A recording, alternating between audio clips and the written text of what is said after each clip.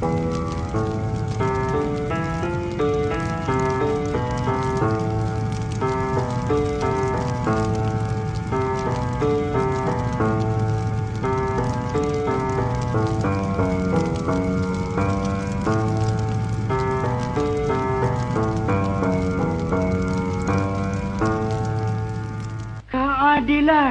Justru itu hadirin yang dihormati sekalian.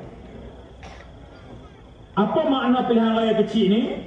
Kita nak hantar saudara Anwar Ibrahim masuk balik dalam parlimen. Sebab apa kita nak hantar dia masuk parlimen?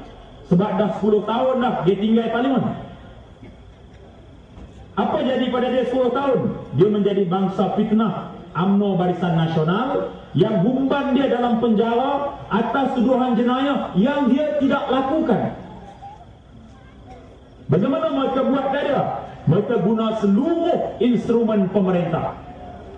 Mahkamah, polis, peguam negara, TV, surat khabar yang menjadi bilik mereka. Mereka mangsakan saudara Anwar. Mereka humban dalam penjara tanpa rasa bersalah dan belas kasihan.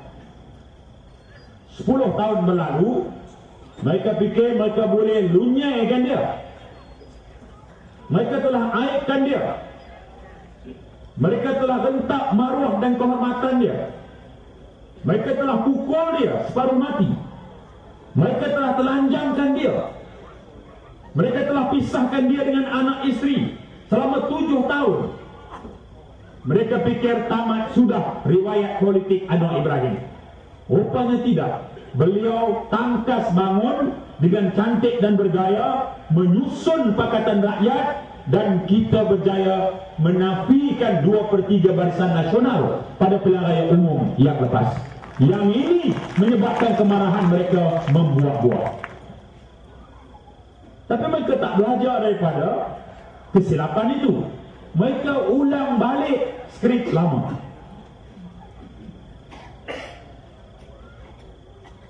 Tak pernah belajar. Kali ini bahkan lebih dahsyat, lebih jijik, lebih meloyakan, yang turut melibatkan Perdana Menteri, timbalannya Ketua Polis Negara Musa Hasan, dan anak pekakasnya Rodwan. Kita ada semua. Pasal apa kita kata dia pekakas? Nombor telefon Saiful pun kita ada. Panggilan detail terperinci dia kita ada. Dia boleh telefon Musa Hasan dan Rodwan terus dia budak ni.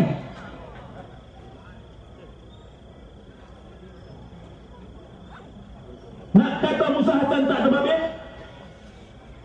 Nak kata Rodwan tak terlibat? Dua makhluk ni lah terlibat pada tahun 98. Mereka ulang lagi pada tahun 2008. Tak serik-serik walaupun bergelar Ketua Polis Negara. Kita akan tunjuk dalam mahkamah. Amai lawan. Mai. Kita tahu di mana pekakas Musa Hasan yang bernama Rodwan ini. Dengan perangai keji dan terkutuk dia. Tak serik-serik.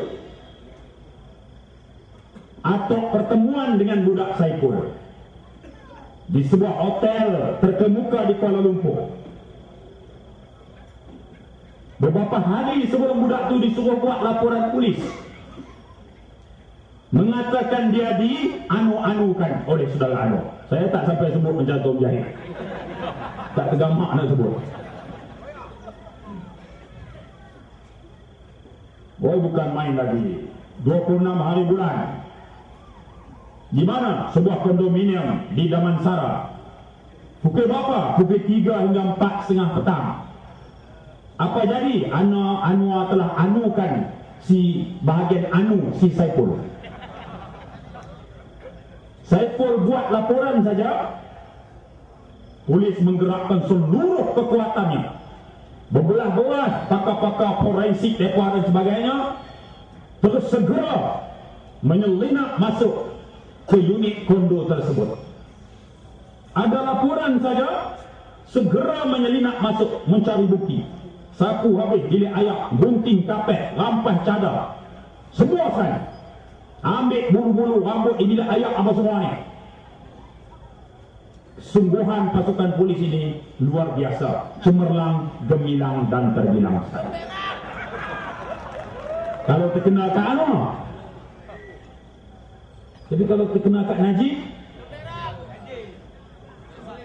seperti mana dakwaan Raja Petra, peguam negara yang ke depan sekali membuat laporan seterusnya mendakwa Raja Petra atas tuduhan memfitnah. Najib dan Rosmah diselamatkan oleh peguam negara dan polis.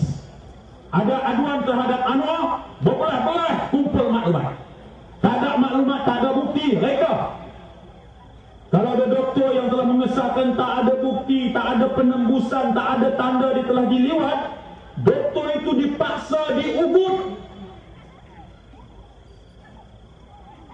Sampai macam tu sekali. 3 hari doktor itu dipaksa dan diugut. Seorang namanya Rasimi, seorang namanya Chu, CHOO,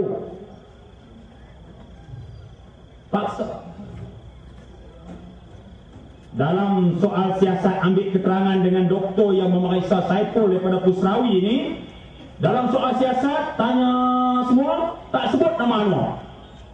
Dah siap cetak semua maklumat soal siasat, nak suruh doktor sign, tiba-tiba ada nama Anwar. Doktor kata, masa tanya saya dulu tak sebut nama Anwar, pasal apa sekarang masuk sebab Anwar ni?